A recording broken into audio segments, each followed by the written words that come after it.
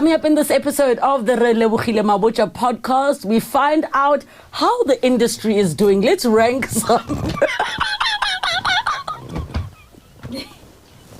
With DJ Cleo, stay tuned.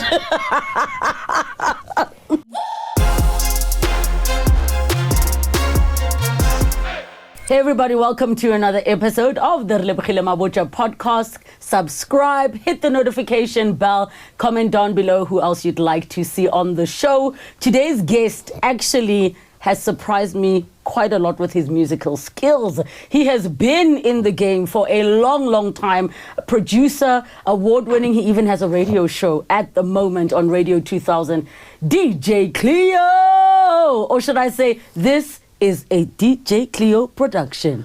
That's old. I still love it. The new one is Wadlala Cleo. Oh, yeah. But just I'm a millennial, and I feel like my age group, we're stuck in that era of the music that raised us, like the kwaito, all of that stuff. You're not stuck there. Music is just not the same anymore. It doesn't slap the same. Conventions are being ignored. You know, yeah. What do you think got lost? The fact that our industry is not regulated means anybody can just go in and say, I'm an artist, or I'm a musician, or I'm a this, or I'm a DJ, you know. And I find that, and I always make this very weird, random example. I say, if the music industry was the medical field, everyone who wants to be a gynae, every guy wants to be a gynae, just to see naked women. Does it? They start today, tomorrow they're a gynae. Next day they are world famous gynae. Zero qualification, zero regulation, zero license, because it's a free for all. And I don't blame people because the constitution allows for it. So, yeah, but also nowadays, and I saw this about 2 years ago, it said, no talent is the new talent. So a person listening might say, why does it sound like you want to gatekeep? Why must there be regulation? Why must there be some kind of measurement of who should be able to enter and who should not be able to enter? The same reason why you have an operation tomorrow, you're not just operated on by any Tom, Dick, and whoever. Yes, you are operated on by licensed professionals so that the standard is upheld and your life is spared. Same reason. I also look at it this way. There's only one Messi in the world, and then there's a Ronaldo. And then there's a few others as you scale it down. Who do we have in South Africa or from South Africa at that level in football? Right now? Ever. At that level. Who are we going to have at the Michael Jackson level? Who are we going to have at the Beyonce level? Why? Why not? How do overseas artists come here and they want to infuse our sounds? And they come to Africa to mine, actually, like everyone else does. You know, therefore there's gold here. Why don't we process it nicely? Process it nicely and let it shine out there. What do you think the issue is? Is it lack of support? Is it lack of money? Is it that also it's ignoring conventions? Conventions are there for a reason. That's why if we ignore the conventions, then we cannot grow. We just cannot grow because what are you comparing yourself to? You know, there needs to be a bar. There needs to be a standard that you need, that you try and uphold yourself to. And I've found myself questioning the music I make versus what's out there. Because I can't make what's out there. I want to make what's out there because it pays the bills, but also I don't want to dilute myself and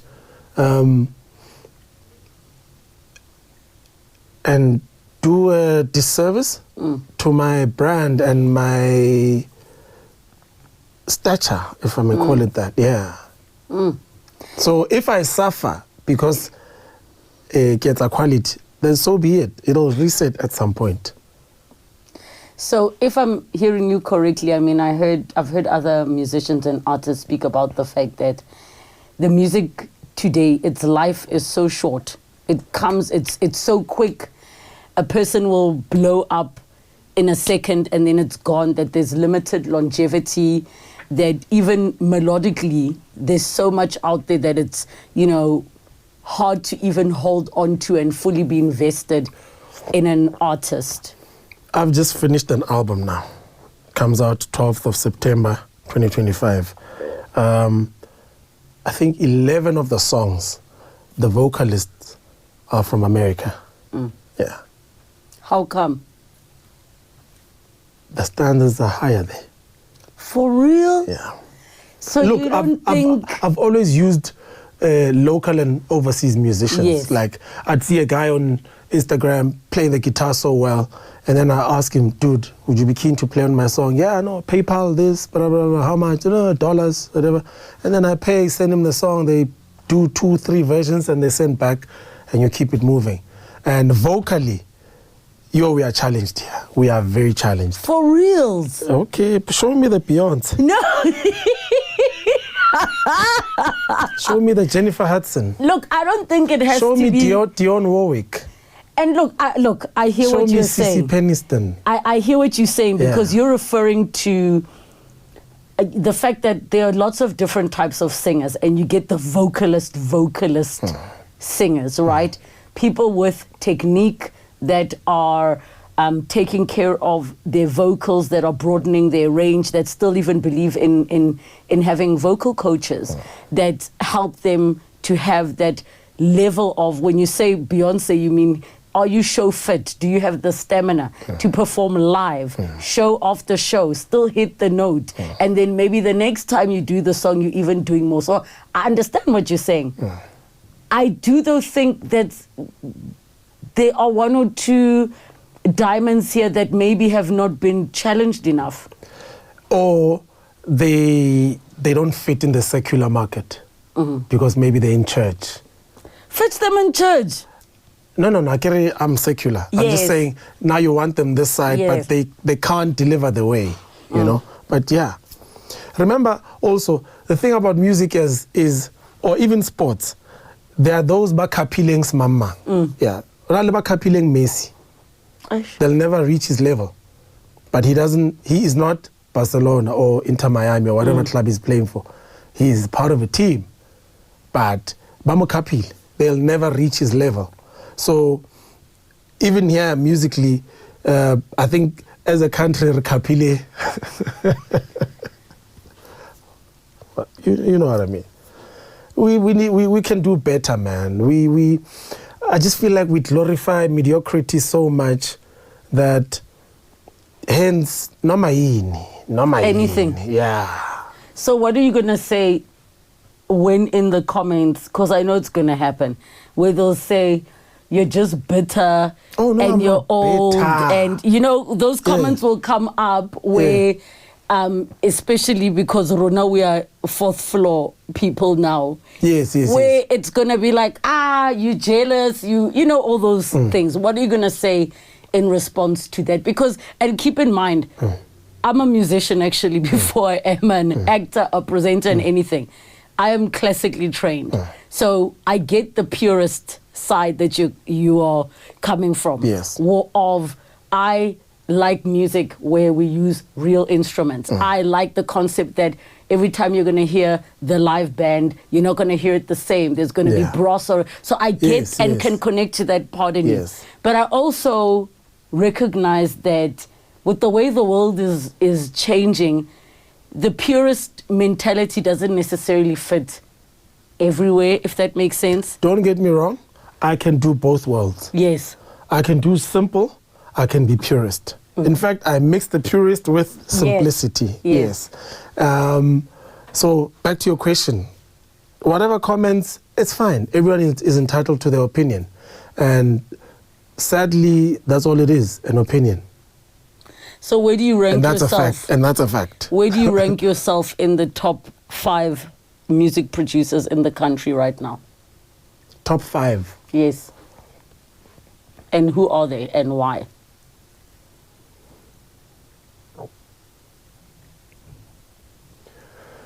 Top 5. I would rank myself in the top 5. Who's there with you?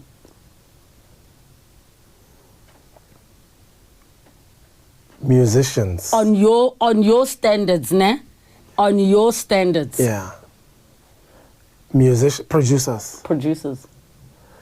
It has to be a producer who's a musician, not a producer who operates. If that's your standard, yes. If that's your standard, yes. Okay. Because I also know there's that level of producers who do digital producing and then musician producers. Yes. I would, in that top 5, I can be anywhere. I'm fine. Mm-hmm. It would be myself. There would be Kabza. Mm-hmm. And to explain for those that don't know, or rather, I've seen Kabza's musicality. You know, I had my doubts at first, and then I've seen it. So, Kishap.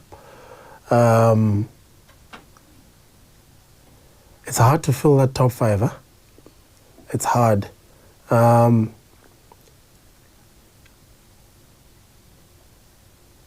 It's hard.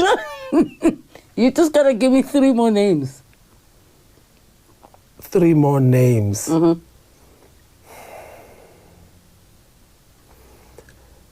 The legend Themba Mkhize. Mm-hmm.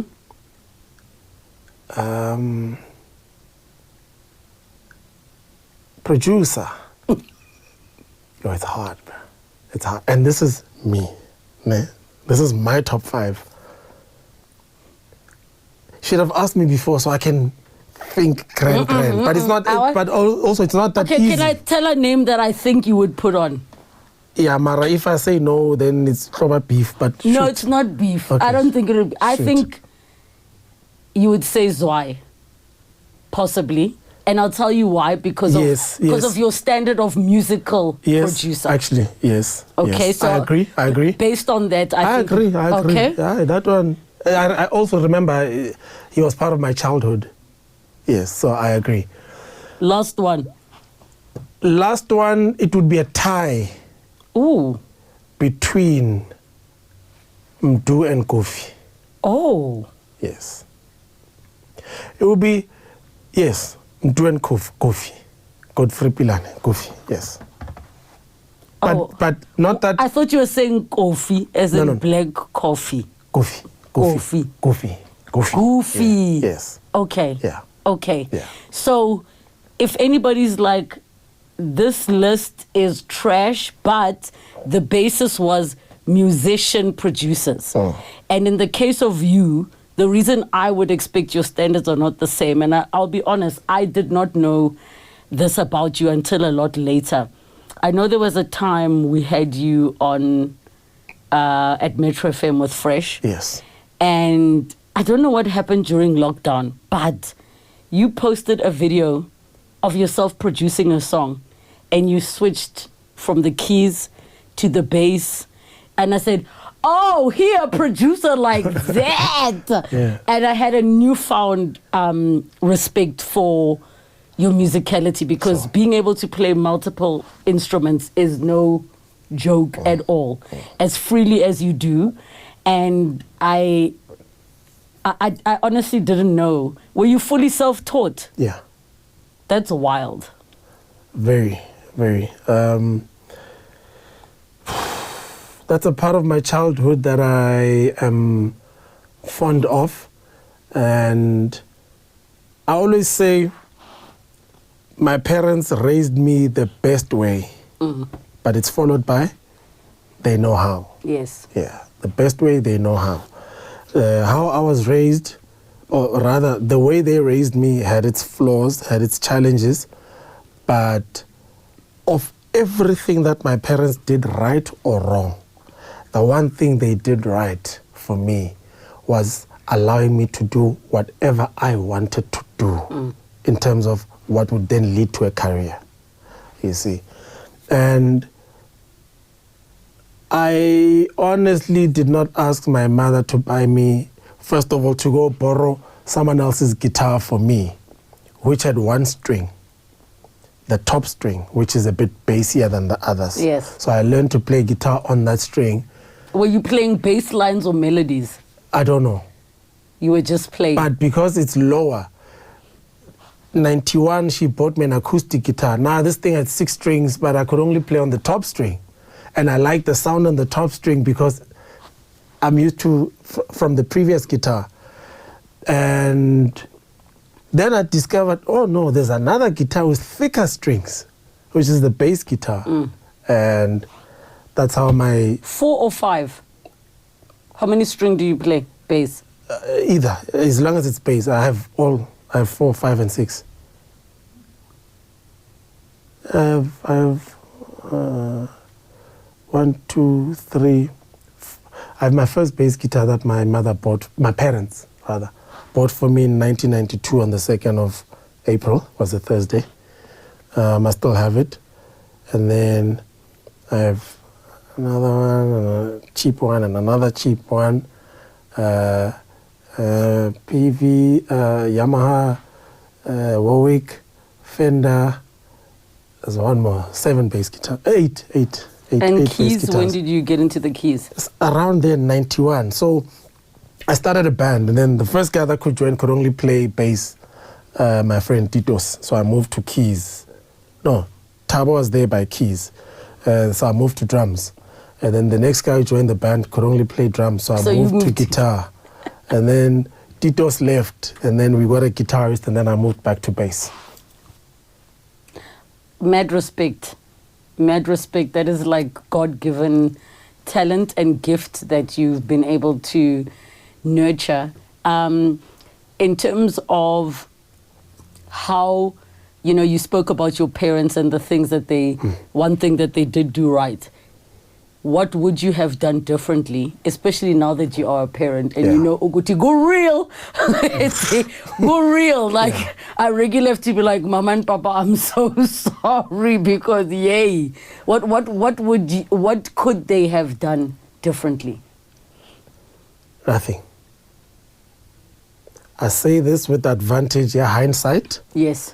And even the wrong things, I honestly think I'm the man I am today because of the wrong and the right things. So if I change the wrong things, they may have not led me or pushed me, or rather life, I don't think life, the comfort then that I would have gotten there, because now I've fixed that thing. I don't think that comfort would have pushed me to push as hard as I did, because to this day, I don't want to fail, in everything that I do. And if I fail, I keep at it, because Tlala is there. Tlala is just behind you. It's like your shadow, it just depends where the sun is, but it's with you, and everything that my parents got right and got wrong, it's fine. It was there for a reason. I would not want to change anything. Even the hardest, the most painful memories, the worst things that happened in my childhood, D-sharp. I think it sounds like you're just very much at peace with where you're at and who you are. I think people who are still battling demons from the past might not have come to the answer you just gave now. True. One of the reasons why you struggled to get me on this show is because I was dealing with some of those things, and I didn't want to disclose in particular to your producer. I don't know them, him or her. You don't know, maybe she's friends, Lishwa, next day my things are out there. Yes. So that's one of the reasons why I took so long to come on this show, because I was just dealing with a lot of things. And yes, so I'm at peace with a lot, and it's part of life, No one is perfect. We live and learn. I always say we like cars in constant panel beating and service.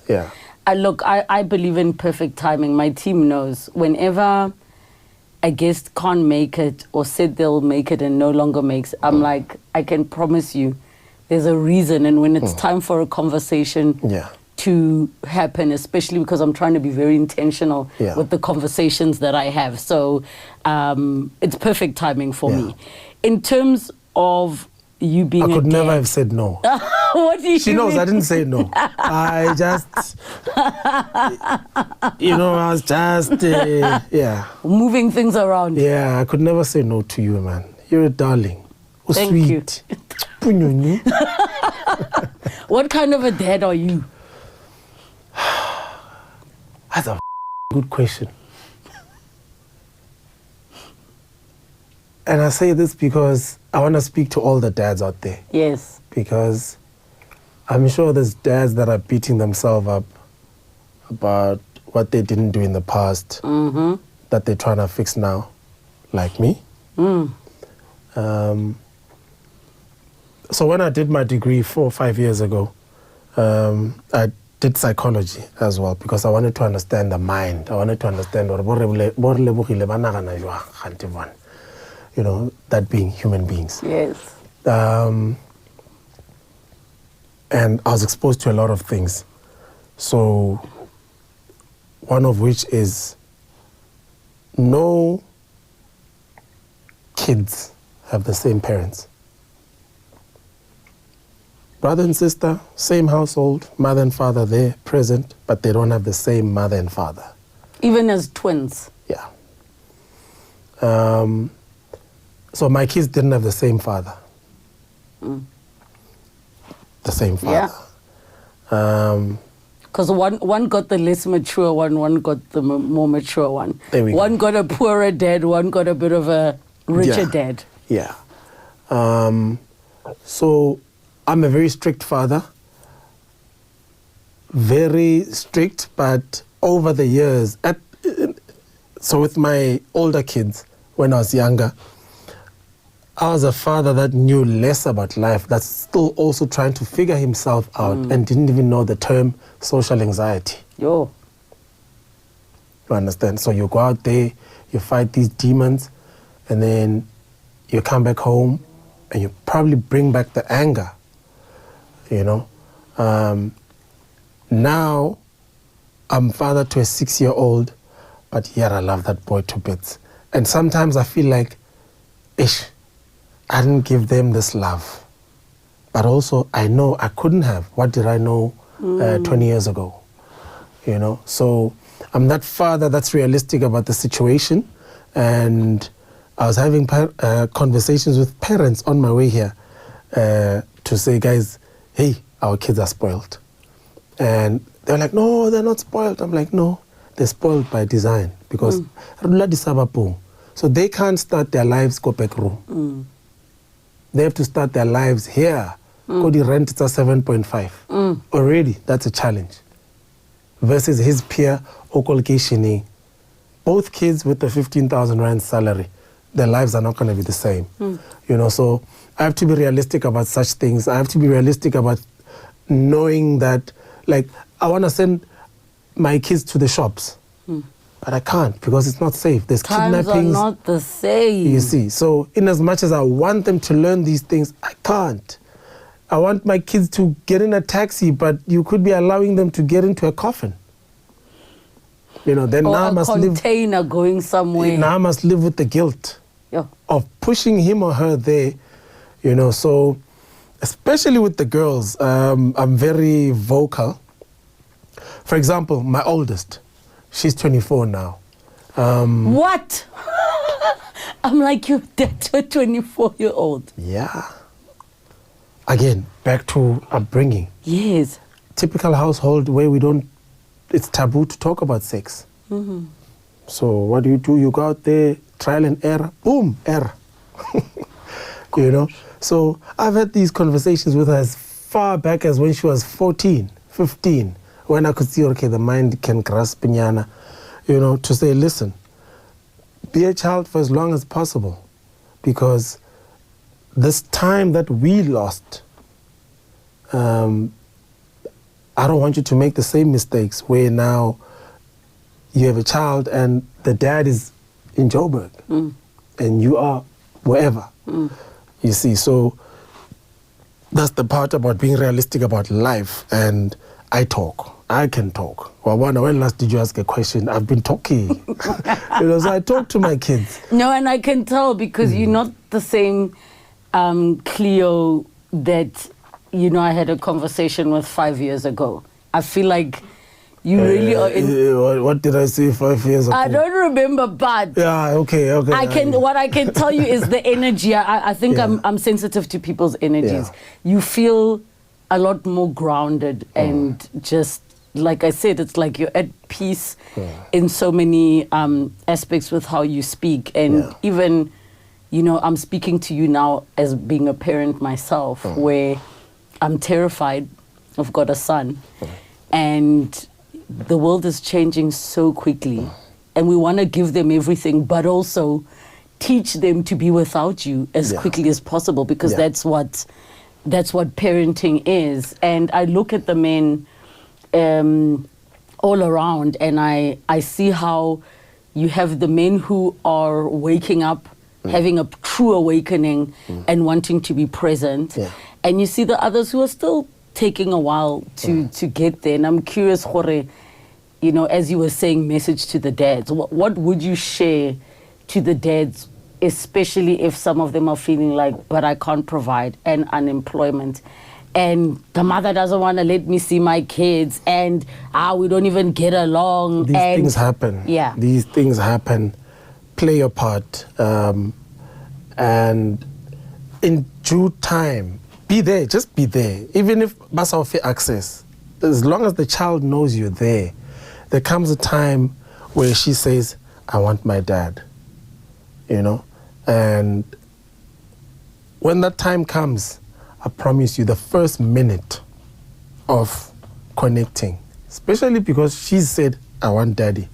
It's different to when you're trying to reach out, So I say sometimes, just let it be, It's fine. Just because also there's only so much fighting people can do, and others can't even fight. I hate confrontation, so just let it be. There'll come a time where the child is older and she wants to talk to dad and, be there for them. Before coming here, my 6-year-old wanted to go to the toilet. So I took him to the toilet because we're in a restaurant. And then, you know how it is. You run the shower, now you want to pee. So when we're in the toilet, now I want to pee as well. So he pulls down his pants and I said, please scoot up so I can also pee. So we peed together. But then he's missing the toilet seat because he's looking at you peeing. So I'm thinking, he's probably thinking, why is this one different to mine? Or why is it bigger than mine? I don't know what's going through his mind. But whatever that's going through his mind is what's supposed to be going through his mind, because that mind is going to grow. That mind is going to grasp certain things and make sense of that from 5 years ago, 10 years ago. I see things now that I wish I had a father to have shared with. I was raised by both parents, by the way. Yes. And then they separated when I was 20. And when my divorce happened in 2021, I kind of realized where my dad was when they separated. I'm like, oh. Okay. Where is that? Is that the place of... The dark place. Because remember, then I'm 20, I don't care. I'm doing sound engineering, I have a career, I'm chasing, I want to get into the music industry, I'm now in Joburg, blah, blah, blah, blah, blah, And even the conversations that my mom had with me, explaining to me why this thing is happening, at the time I felt like she's trying to convince me to buy her side, you see, and side with her. But I had to now explain, well, no, it's not your fault, bruh. We're going to do our best to cooperate in this situation. And I don't know what my dad went through. But whatever I go through now, I'm like, yo, he probably went through this. Whenever I'm in the pits, I'm thinking, he probably went through this. You see, so... And you have a different level of empathy for him. Listen, life will rattle you so much that you'll have a different level of empathy for someone that committed suicide. Because when you're going through, you have options. Like you pull out that page and you check out your options. Or how do I get out of this situation? Do I talk? Do I go for counseling? Do I keep quiet? Do I drink? Do I drink? Do I do this? Do I do drugs? Do I kill myself? Only then when you look at that list of options and suicide is there, do you stop judging anyone that has taken their lives. Only then. So, yeah. There was a time, I cannot recall the year, but I do remember there was a lot of conversation where you went to go support your friend Brickz when he was in prison playing soccer. And I know that there was uproar about why you're there. And I'm not sure if in the timeline of this empathy conversation we're having, if that fell before or after your divorce. Before. What in you made you choose the empathy route when, you know, we have the beliefs we do about, well, you are guilty and you did this thing. What made you say, I'm still going to support this person?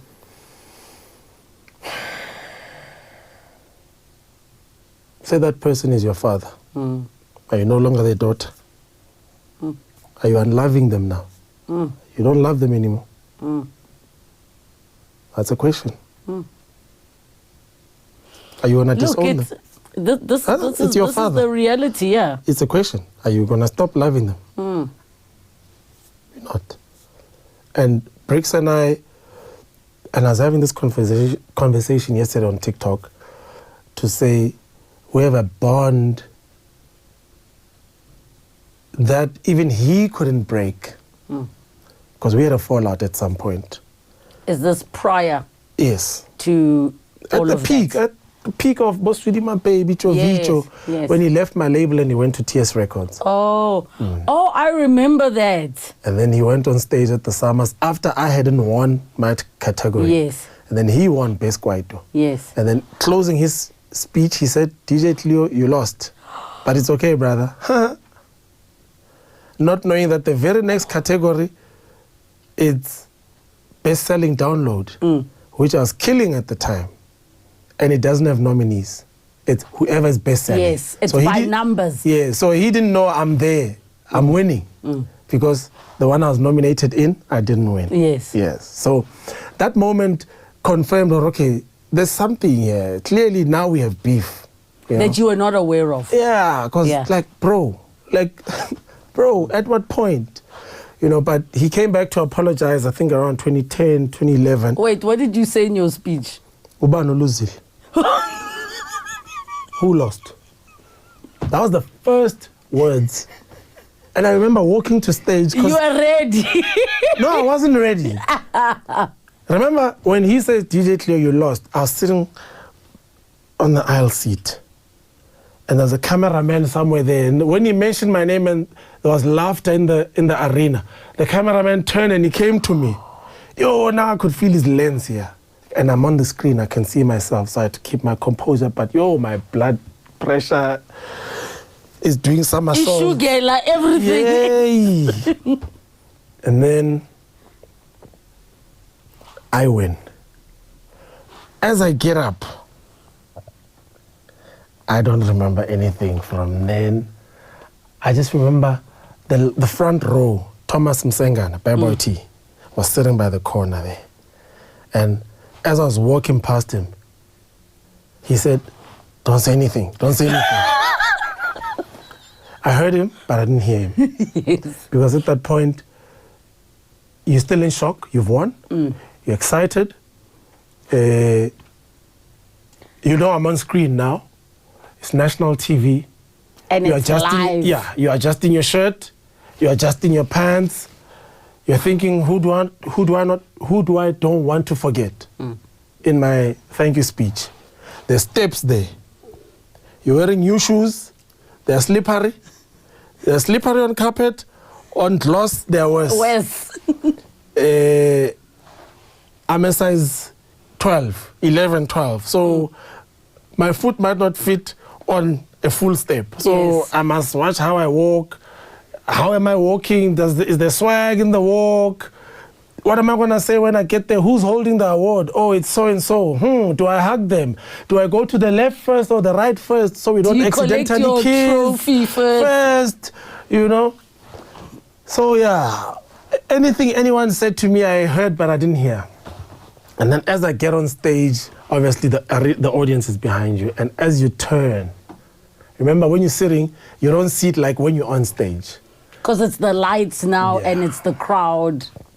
And they're still screaming. And I was like, Ubano Luzil. They laughed. Like, yep, that was my moment.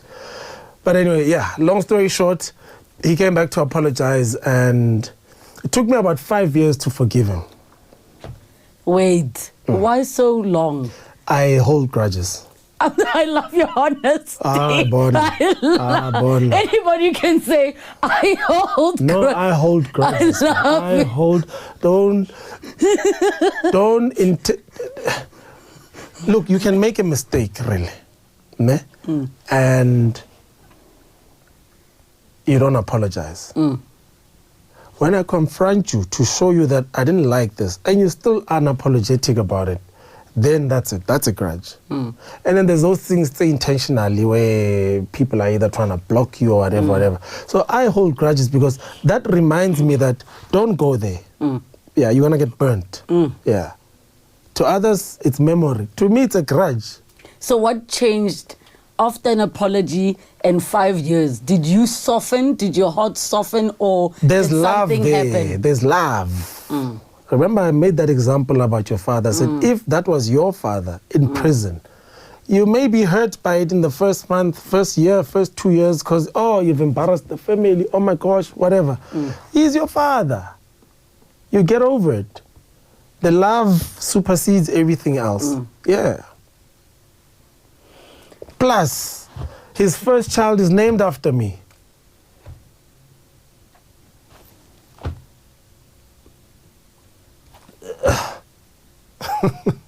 Yo. Yeah. Now what? So how are the two of you now? The way we were.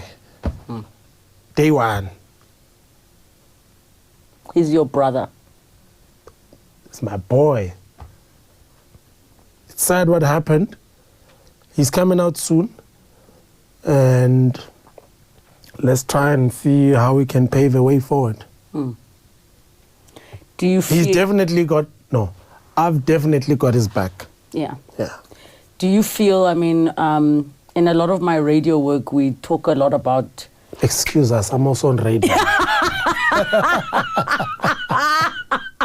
So Indeed please, he is. I also have a lot of radio work. We had a conversation. We have conversations around rehabilitation and reintegration into society. Not so long ago, I had a gentleman on my food feature who was telling me he was an ex-con and, you know, he turned his life around and built this The business. guy that built my studio was an ex-con. What do you think society, without in any way touching on any specific cases, but what do you think society in our country can do in regards to the concept of rehabilitation and reform? Society. Yeah, us as a people, us as South Africans. Nothing much, because remember, this person is being rehabbed. If they're being rehabbed, is being rehabbed there, not here. Life goes on. People are living. I've wanted to jump ship off many platforms. You're not bigger than the brand. You jump, show goes on. Point is, people are living. You are out there wanting to be rehabbed. No, they've got debts. They need to feed their kids. They're worried about the 4 million that was found in a couch, Kokaikai, Pala farm. Because they have to pay tax. They have to do this. They have school fees to pay. Food is expensive. I went to the shops with $500 yesterday. Yarr. And you got 2 things. 1 plastic bag. $500 is a lot of money. It really is. You know, people are worried about those things. I need to go to your podcast, and I was told don't wear all black. Now I must worry about finding an outfit. Must I be worried about rehabbing someone when this and things I say here will have an impact on my life going forward? Or an impact on other people's lives that are watching? Some of the words I say here could be the difference between someone living or killing themselves. Yo. Must I be worried about rehabbing, Kwa? I didn't put you there. I must now get a different outfit for this show. And then she sends another message. No polka dots. Yo. No stripes.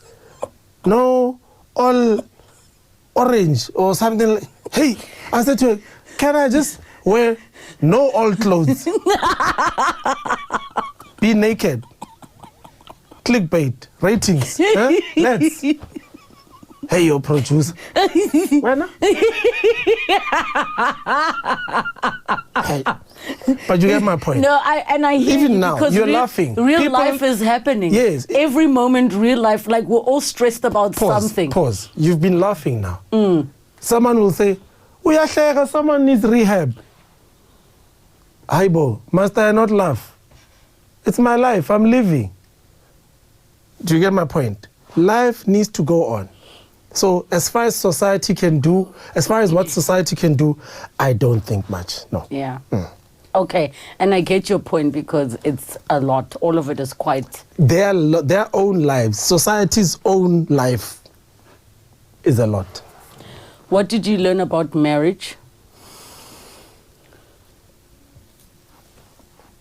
Premarital counseling is a must.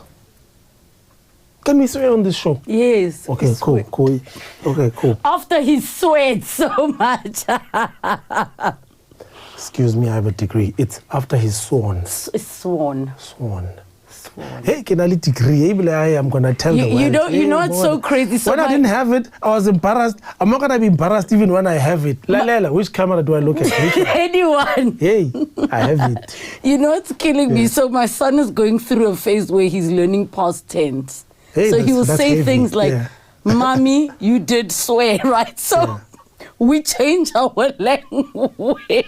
No, I know the language. That language thing of... Like my son has improved so much, but I still use the words I used 3 years ago. Yeah. And but it's also like a spunkonono type of thing where you hold on. Like he loves to say, "Mommy, when I was born." Because that's the bond. Yes. Yeah, so now bond. we'll say, "Hello, born," because he doesn't say a newborn. He's when I was born. Anything is when I was born. Sorry, we digressed. Yeah. Yes. So premarital counseling is a must. It's a must.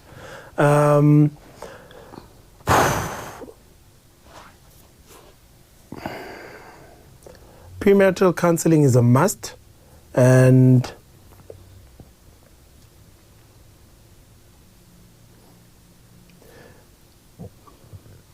people would then say, "I love you." And I'll ask you, what is love? That's a question a lot of people can never answer. I'm not saying I can answer it. I can answer it to the best of my ability based on my experiences. And I'm answering it for me. And then you can interpret it how you see fit. I say, feelings are feelings. This thing called love is not an emotion. Love is the decision you make to say, Nyaktata. Love is the decision you make when that person has hurt you and you choose to forgive for the sake of peace in the house. Love is the decisions you make for anything good that you do for that person. I love you. I came here. Love for me to you is the decision to come here. Even though I was told my all black outfit is, hey. I'm going to set you and my producer up on a date just so you guys can iron out the white all black lady polka dot. Look at her. Look at her. In terms but you get my point about what love is. You know what love also is, though? And I don't know. I'm just speaking on a hunch. Is overcoming those habits that you developed as coping mechanisms, right? I feel like you're probably a very stubborn person. Extremely. And you don't feel it. No, you don't feel it. You saw it before we started. No, filming. outside of that, like even just as in, hence I even use the word soften. Yeah. Love requires you to soften the hard parts about you that helped you get to where you are. Love is the decision you make to soften those hard parts about you. I'm hard. I'm stubborn. I'm untidy. Why are you stubborn? Tell me what the reason is. When I'm convinced about something, I will put my idea forward. How's I born? I will try and drive the message home till you see it the way I see it. And here's part of the stubborn back. I'm pedantic. If I say to you, Rele, we're waiting for you. Where are you? And then you say, in 5 minutes. You actually haven't answered me. My question is, where are you? No, not far, just around the corner. Really? The question was, where are you? I'm passing this off-ramp. Okay, that's location. You've told me where you are. Now I can do my own conclusion, or okay, she's about 8-10 minutes away. Therefore, I can do this in the meantime. Do you see Gustavo Nebukai? But that pedanticness is not the stubborn I'm because I'm with you on that one. It's part of it. It's part of it. The stubborn I'm referring to. Ask your producer. I even said, should you be running late, let me know. So I don't come there and wait. And she did, tell me, we are running late. Understand? Then I still checked again because now that's the latest update. That latest update, does it still stand? Yes. That is also stubbornness. Okay. I think that's just being good at managing your time. But for I'm me, a perfectionist. Okay, yes. What month are you born in? December 24th. Okay. I thought you were a Virgo.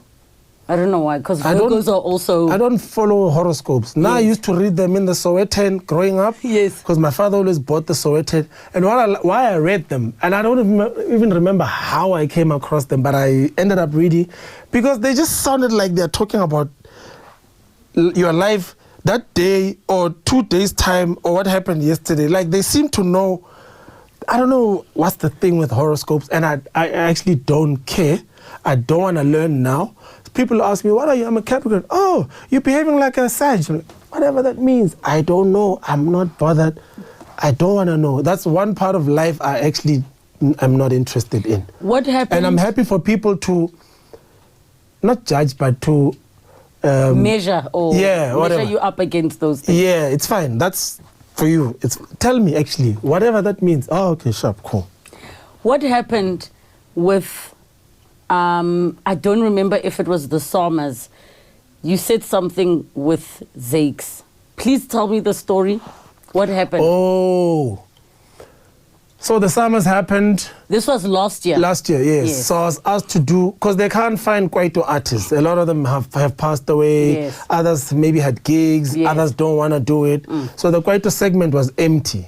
So they said, can you do a medley and DJ? Yes. Yes. So I did a medley of the artists they would have loved to have there. Then I added a little bit extra. Yes. You see, then we closed it off with Arthur's performance. Yes. Yes. So, it shows. You get a brief. You don't go against the brief. And then Zakes said, whom I respect a lot. And that's why I was disappointed. Because Zakes and I, we have this relationship, you know, and I'll explain. So Zakes said, he tweeted it. And you know, once you tweet, there's an audience. Does he have your number?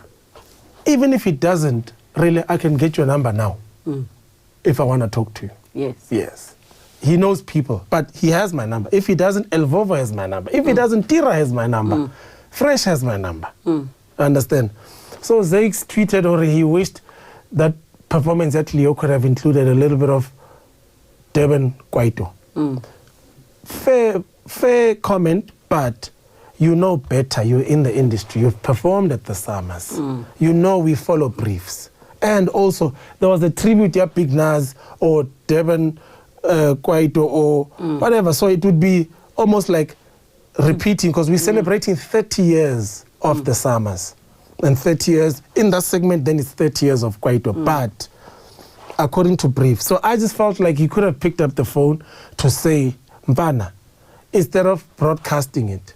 You know, that's when I responded to say, dude, at our age, we can't be doing these things of kids on social media, throwing jabs, and you have my number. I have a lot of respect for you, you know, and I still do, you know. Zakes, actually, when I was playing between 2013 and 2016, when I was doing the whole football thing, Zakes was the only artist that actually picked up the phone to check on me. He doesn't know this. I'm actually saying this publicly for the first time. We call each other prefect. Picked up the phone. Prefect, yeah, prefect. Zakes was the only artist. Picked up the phone to check on me. And I was going through the pits at the times, because now I'm experiencing the gatekeeping as football. I'm 34. I'm being laughed at. I'm laughing. You were stock. a goalkeeper, ne? Always been. Yeah. How tough was that transition for you?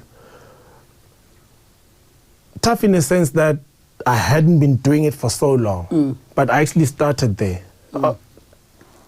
Coming up, I went as far as under 15 or 14 year Kaiser Chiefs, and then I got injured when I was there, only to find out this finger has a hairline crack, which I discovered later, because as kids, see, sit out.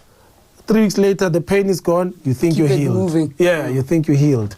So that finger actually slowed me down. Even with my bass playing, I don't play as well as I'd love to, because my movement is kind of, yeah. So, yeah. What else do you want to know? When did There's you so make much. when did you make the decision to say, okay, cool, especially for people watching who want to pivot? There's so many people who settled into the careers that they're in, and now that they're out, they're independent and out from the shadow of their parents', you know, wings and wishes and dreams. They now are like, you know what? I've always wanted to do this thing. Let me go for it.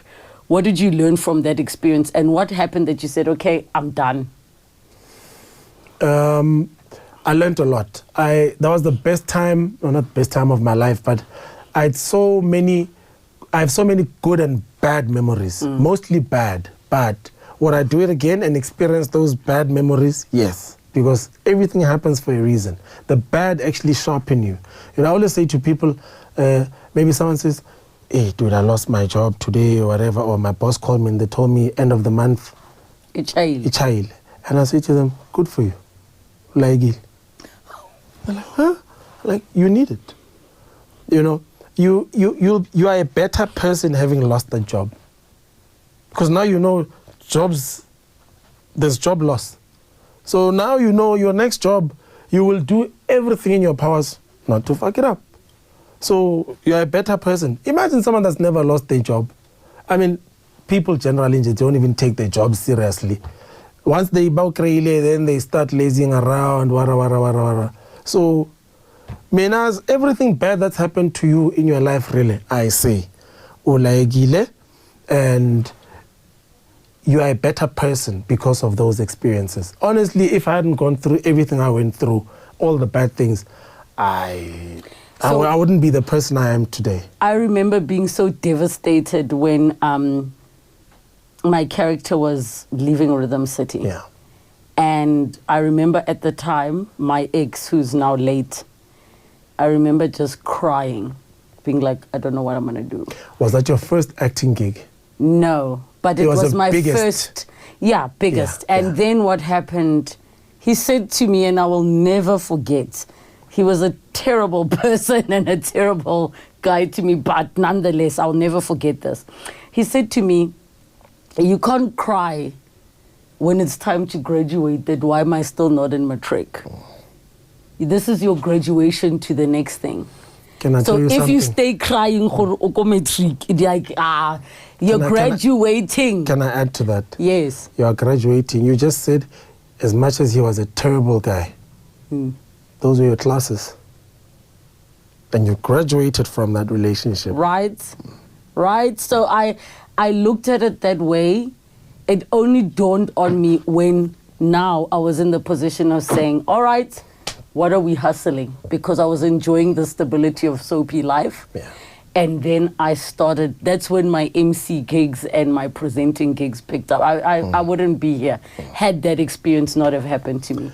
I watched the Metro FM Awards when Riky Rick went on stage and had a rant. And he said 90% of on radio is whack. Wara, wara, wara. Kids, it's on the internet. The future is on the internet. Go out there, wara, wara. That day, Ricky was speaking to me. Because I had struggled to get my songs on radio. And generally, we do. It was struggled because of the Payola situation or just in jail? Yeah. And after watching that, and I've told him this, dude, you might think you are Riky Rick, therefore you don't. Sometimes when you speak, you're not speaking to both DJ Cleo or Mama. You spoke to me that day. And I went and did a song, and I told myself, I am going to do a song that is not going to need radio to blow up. I was on a mission. And I'm going to keep it as simple as possible. Zero musicality, leave out the chords, leave out the guitars, leave out this, leave out that. One March morning, woke up, sat there on my laptop in the kitchen in my undies and started creating with one speaker. This thing came together and I picked up the phone and I called someone I used to call my man. And they picked up the phone, my man, like, hey, my man, please come today to studio. That somebody was Winnie Kumalo. And she came to studio. I wrote the song. I said, just record this, sing that. And that song is the song, Aksim Ileko. When that song dropped, I didn't sample radio. I didn't want to sample radio. I just put it out and I sat on the internet, Facebook, YouTube, whatever we had then, Twitter, post this, boost the post, did this, boost the post. I remember I spent about 30,000 rands in a month. And there was a show called Live Amp. I'd been struggling to get on that show. For whatever reason, politics aside, they called. Because I'd stopped bothering. They called. I said, dude, please, come on the show. Because of that song. So that song blew up, sorry. Yes. That song blew up because of that, me watching Riky Rick, thinking he's speaking to the kids. He's younger than me, but I was the kid that day. You mentioning Riky, Winnie, and even the Kwaito artists that are no longer. How have you dealt with grief? I don't know if I know how to deal with grief. I lost my lawyer in 2023. Graham Gilfillan. I had worked with him since day one. And because he was so good at copyright law, but he was always criticized of not being a lawyer. He had just, so when he went for his PhD, I was studying. He graduated, I graduated, you know. And he passed away, and I was the third person at his house because we suspect he had passed away 2 days earlier. Yeah. So I saw his lifeless body there in his bedroom being picked up. And I didn't feel pain at the time, or maybe I was. I just don't know what pain feels like. See, the things we have to deal with in life. But for somewhere in the next 3 months, I fell off gym. I got off gym for a year. There was a time where I locked myself into my house for 14 days. Switched off my phone. I was unreachable by my manager, by anybody. And I just worked. Even your kids? Anybody, everybody. And I just worked. And I worked. Woke up, work. Woke up, work. Day 3, wake up, work. Wash only on day 4. Cycle continues. Work, eat, work, eat, work, eat. Wash again 4 days later. Work, eat, work, eat, work, eat. And it's only when the first person on the scene who found my lawyer, I could hear commotion, and this person didn't know where I lived. I get claps down the driveway. This person is at the gate with a ladder. Then it hit me, oh snap, I triggered them because he lived alone. So they thought maybe. Then I snapped out of it. But I'm not saying I snapped out of the grief. I snapped out of the dark phase. Because remember, I don't drink, I don't smoke, so I don't even know when I'm depressed. I think I know. Because there's no telltale signs. Like there's no car with a dent. Hey, last night you ban bani. None of that, you know. I'm an introvert. I like my life private. So, yeah, you struggle with those things because maybe I'm depressed now. I don't know. So, how do I deal with grief? I know I don't like attending funerals because I don't know why. That's my answer. That's the because. I don't know why. Because it's fucking hard. You see, so yeah. When someone close to me loses their loved one, I don't know how to tell them also, because how am I going to make sense to them? I've only seen 2 lifeless bodies besides an accident on the road. My father in his coffin and my lawyer. When I looked at my father the night before, Batlisa Stop, I don't know how I felt that time. I don't recall the emotions. I don't know. I just looked at him, smelled a bit funny. He looked a bit weird. I don't know how I felt that day. I don't know if I've dealt with that. I don't know how I feel about how I felt, or I don't know how I feel about seeing him that day. Maybe that's the reason why when there's a funeral-ish. So I hope that answers your question. I don't know how I deal with grief. I don't know if I can deal with grief. I don't know. And that's the best answer I can give you. Real answer. I am so grateful that the timing was what it needed to be for a conversation, because I think it's so much more than I imagined. And I hope many people take out of this conversation sides of you that maybe they were not aware of, and parts of you that they might start to appreciate. Congratulations on being degreed. Hey, it's no small feat. Especially when you're not doing it for a job. Doing it for yourself. Just for fun, for your ego.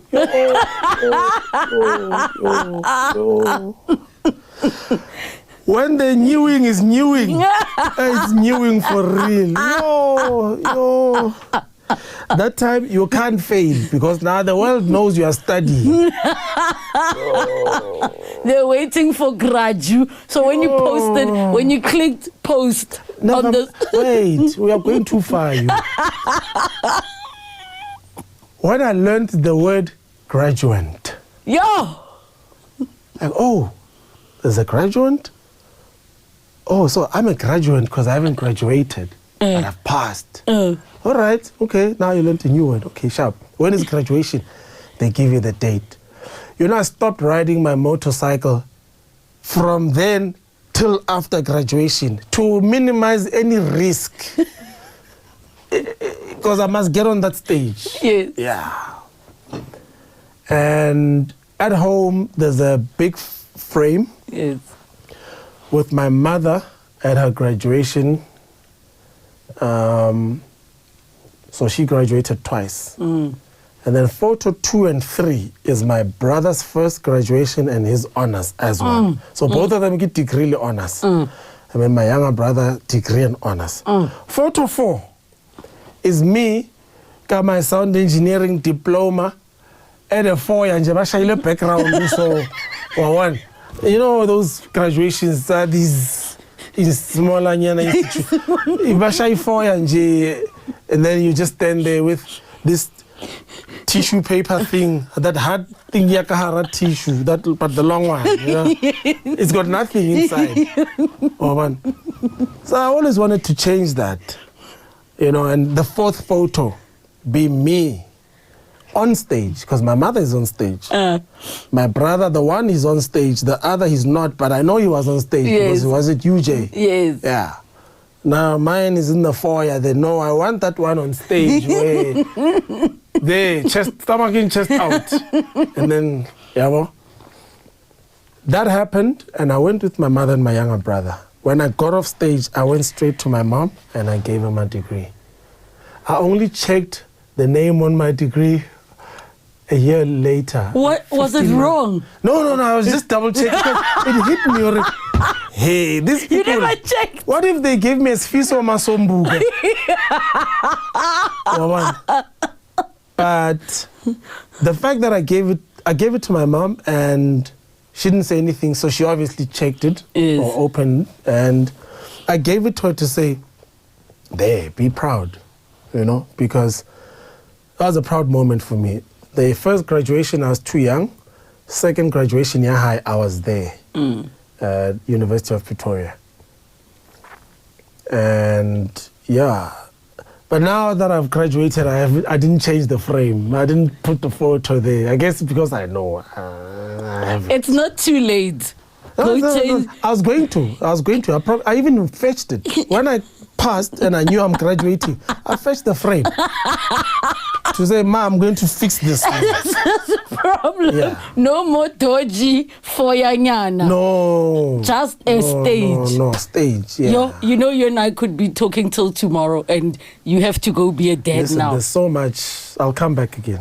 He will come back again. Guys, thank you so much for tuning in to this conversation with DJ Cleo.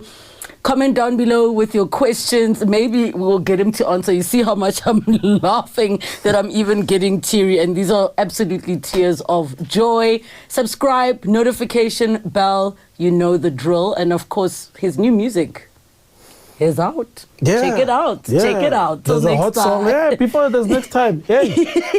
I shared my time with you. Yes. Sharing is caring. Sharing. There's a nice song there called Sharing is Caring. But the lyrics are a bit tricky because the guy, American guy, he says, "Ngifuna umfazi noma kwaphela." See, but and then the girl comes in and she says, "Ngifuna indoda noma kwaphela." Sharing is caring. How you interpret it, how you sing it to your muntu, that's your business. Eskaleni Party is the album. I'll see you guys on Radio 2000 Fridays and Saturday nights. Eskaleni Party. DJ Cleo Eskaleni signing out. Ngiyabonga.